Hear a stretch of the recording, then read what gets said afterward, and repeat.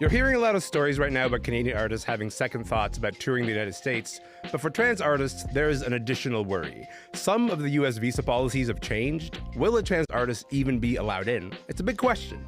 Today, you'll hear about one artist and how they're navigating this anxiety.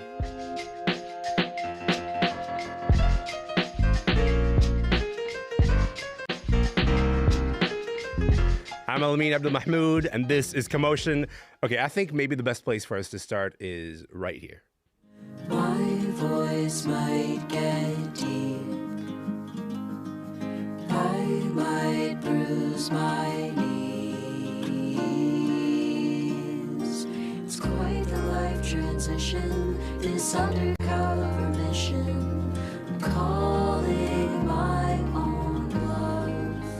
That is a song called Might from the Montreal-based singer-songwriter Bells Larsen. It's taken from a beautiful new record called Blurring Time. That record does something unique. It documents a gender transition journey for Bells by combining vocals recorded before and after he got testosterone treatment. Now, look, you're going to hear a lot more about that album after it comes out next week. Bells is going to be on cue with Tom Power. And I want to acknowledge that having a new album is a reason to celebrate. But today we're talking to Bells for, I think, a hard reason. Last week, Bells announced on Instagram that he had to cancel his upcoming U.S. tour after the American Federation Musicians Union, or AFM as they're known, told him that, quote, U.S. immigration now only recognizes identification that corresponds with one's assigned sex at birth. There was a wave of outrage in response to that story from folks in the music industry. There's been a lovely and I think huge outpouring of support for Bells from both sides of the border. So I'm grateful to have Bells Larsen here to talk about all this, how he's feeling, the canceled tour, and where he goes from here. Bells, welcome to the show.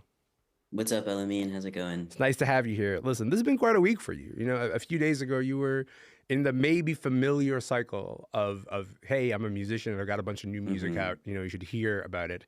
A lot has changed. How are you feeling right now?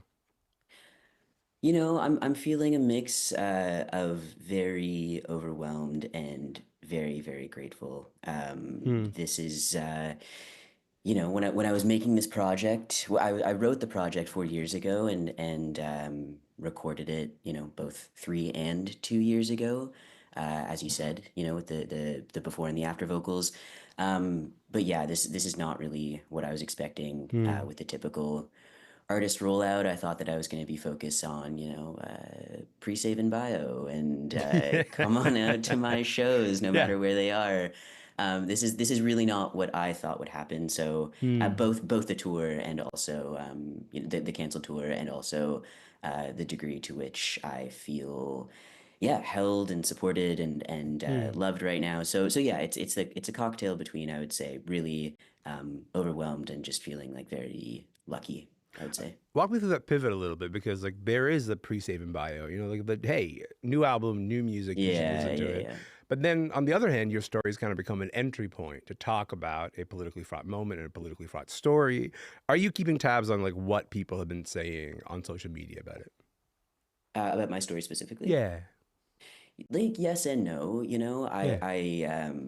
I listened to an interview with Chappell Roan a couple of weeks ago where she was talking about meeting Katy Perry for the first time. And I think in their very first interaction, Katy Perry said something like, hey girl, how's it going? Don't read the comments. Bye. You know, like, bye, have a good one.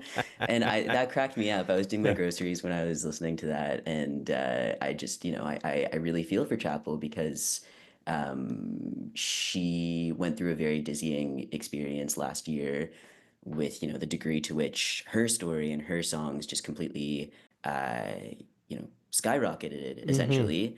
And I feel like that, you know, that exchange between the two of them, I guess, has become all the more relevant for me. I of course want to, you know, I want to know what people are thinking and what people are saying, also because, you know, there is this political element to my story. And of course, because I'm, you know, even before the tour cancellation happened and everything like that, of course, there was going to be a political element to my story, to my quote unquote journey, as much as I have mixed feelings about the word journey, you know. There's an inherent politicization to the things that I'm singing about. But now, because a lot of people are finding me for the first time because I ironically could not find them, in Yeah. person, um, it has all the more weight to it. So I think that there's also a worry on my end that people are telling the story correctly. I really appreciate you underlining the fact that I had to cancel my tour because that is exactly what happened. It was not a decision, it was not a matter of choice. I was told I could not apply for a visa and therefore Hmm. I could not tour.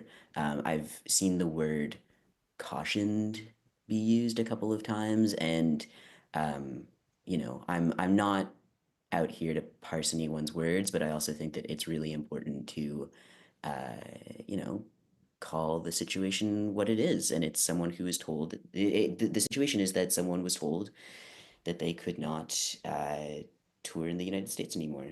Hmm.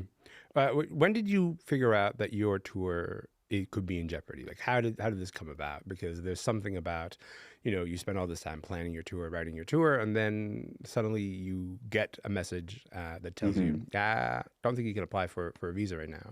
So when did you learn about your tour plans and how they could be in jeopardy? You know, I think it's been a slow unraveling, if I'm being Mm. totally honest with you. Um, I had I feel I feel in some ways like I've had a tummy ache since November. Hmm. And my agent and my label and my publicist, they're all very, very, very kind people and have been really in my corner and there for me with regards to, me expressing my anxieties about how things could play out, I Yeah. guess. It's very strange to start an album rollout a week after January 21st or whatever it was. It's specifically, again, the album that I am putting out that details my transition in a very, very raw way. So, I've had my own thoughts and feelings about what could happen, but I would say that I really started to sort of ask myself whether this was something that I wanted to go through with or even could go through with on Hmm. March 29th when myself and everyone else who is part of the AFM received an email essentially stating that because U.S. Immigration Services no longer recognizes X gender markers, they are only able to process visa applications with an M or an F. And March 29th is a Saturday. I got the email on a Saturday. If you're getting an email on a Saturday, you Hmm. know, I'm a guy who likes to respect business hours. You know what I'm saying? So, so Yeah. if you're getting an email on a Saturday, probably not a good sign. So that was when I started to. I actually followed up with the AFM and just wanted to sort of check in that my situation because I have an M on my gender marker, or my gender marker is M on my passport. So I wanted to make sure that even though I don't have an X, I still wanted to make sure I was fine. Um, so I ended up reaching out to them. And then a week later, they followed up with me on the email thread that I had initiated to say, hey, we said you're good with what your situation is, but actually there was a policy that was released on April 2nd. Hmm. So you are in fact no longer able to tour. Bells, I'm conscious of the idea that like you figure out that you have to scrap these tour plans, but you still have an album to roll out. Were Mm, you sort of immediately compelled to say, "I'm going to go public with the reason behind the cancellation," because in doing so, something changes, right? Like it completely changes the narrative around you, around the record, and hmm. maybe you were in a place where you're like, I just want to talk about the music. I don't necessarily want to talk about all of this, but this does Totally. add a sort of different, narrative dimension to the conversation. So, tell me about the decision to figure out how to play that publicly? Totally. It's a great question, Elamin. Like, I, it, my intention was not at all that the post I made would have the reach that it did. I was hoping Hmm. that a couple of musician pals would share it and maybe comment on it. I was, I love the CBC, and so I was hoping that maybe the CBC would pick it up or Hmm. something like that. So obviously, I'm happy to be chatting with you, but Yeah. um, yeah, musicians have to make posts like that all the time, be it because of COVID and they're canceling a show or because they're burnt out. In my case, it happened to be because it's still under the guise of having to cancel something, but it was just because I had to because of this new barbaric policy. So To be totally transparent with you, I actually had already begun to write a sort of statement in the case that I would have to cancel my tour because I no longer felt comfortable. Hmm. So, the Word doc was already open. The words were already being typed out Yeah. a week before I actually posted it. The only difference is that because of the email I received on April 8th from the AFM stating that I could not apply for a visa, Mm. I had a couple of days to switch the wording from I don't want to tour anymore to I cannot tour anymore. Hmm. So, a large portion of my listenership is in the States. There were some shows that were where the tickets had already, really begun to start flying. So I felt like I had a bit of an obligation to let people know in as clear and concise and public as a way of possible. Hmm.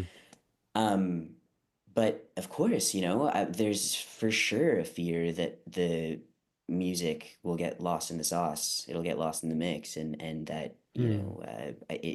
I will be a mouthpiece for the harm that is being caused on my community first, and then the music will be sort of a supplementary element, which is again not at all my intention, Hmm. not at all what I thought would happen 4 years ago. Yeah. Um, but as I said, like the music and I are one and the same. They're inextricable.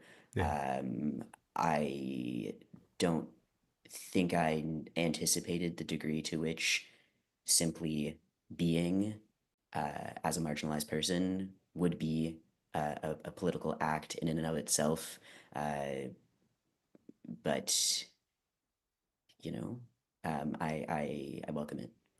I'm conscious of the idea that no artist, or I should say very few artists, begin from a place of saying what I'd like to be is a mouthpiece for an issue. What I'd like to be is Yeah. a sort of an avatar for an issue. I think the idea is you're trying to create the music that your soul wants to create, and then hopefully it lands with people and connects with them in a meaningful way. It's just that there is something about this moment that is actually like there's an outcry rather for a focus point, right? Which is to say, like your story is a doorway into talking about all Hmm. of this.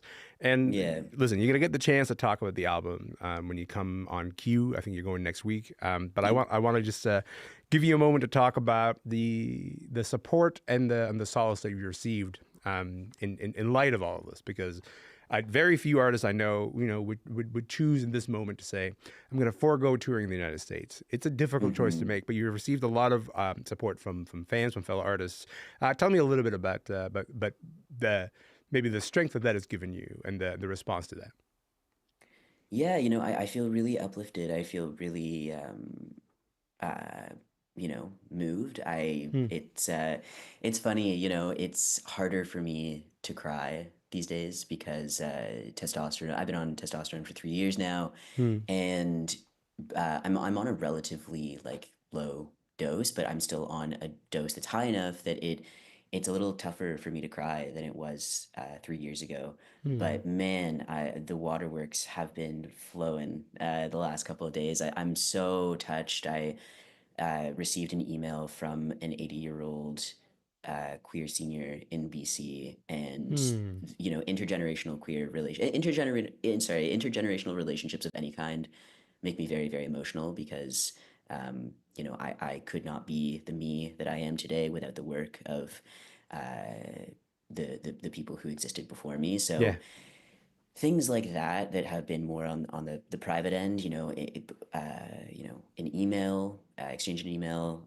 of course, like other musician friends who Yeah. have expressed love in the comments of my post, or folks who have reached out that I just like never imagined would be sending me messages. It's really really really bittersweet. It's very bittersweet because it's very sweet because I'm so touched and I'm so grateful and I Yeah. feel so loved. And I'm a very like I'm so lucky that on the personal level I feel very loved. I have amazing friends. I love my family so much. I have the best partner in the world. I'm a very very very lucky and happy person, and now seeing this kind of on a more public Yeah. level, especially in a time during which my community is being profoundly dehumanized on a government level, on on many levels. Yeah. I'm very touched. Well, And yeah, I'm grateful that you're receiving the support that you've been receiving, Bells. Thank you so much for yeah, coming on the show. I can't wait to hear the conversation you have with Tom Power really soon. So thanks for coming on. yeah. Thanks so much for having me, Elamin. Really Really, appreciate it. really appreciate it. Bells Larsen, singer-songwriter based in Montreal. The new album comes out April 25th, and then he's going to be on Key with Tom Power on May 1st.